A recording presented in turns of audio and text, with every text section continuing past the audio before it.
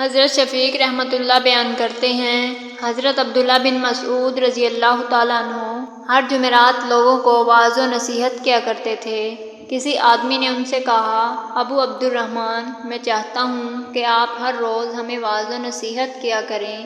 انہوں نے فرمایا، سن لو، ہر روز واعظ و نصیحت کرنے سے مجھے یہی امر مانے ہے کہ میں تمہیں اکتاہٹ میں ڈالنا پسند کرتا ہوں۔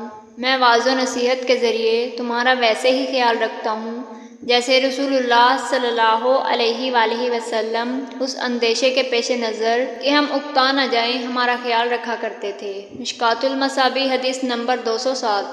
حضرت ابو ہریرہ رضی اللہ تعالیٰ عنہ بیان کرتے ہیں، رسول اللہ صلی اللہ علیہ وآلہ وسلم نے فرمایا، دانائی کی بات دانا شخص گم شدہ چیز ہے، پس وہ اسے جہاں پائے تو وہاں وہی اس کا زیادہ حقدار ہے۔ مشکوٰۃ المصابیح حدیث نمبر 216۔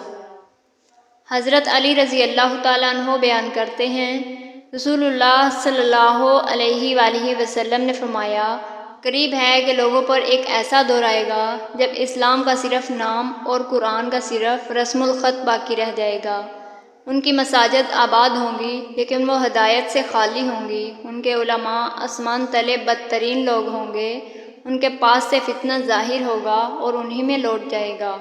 مشکوٰۃ المصابیح حدیث نمبر 276۔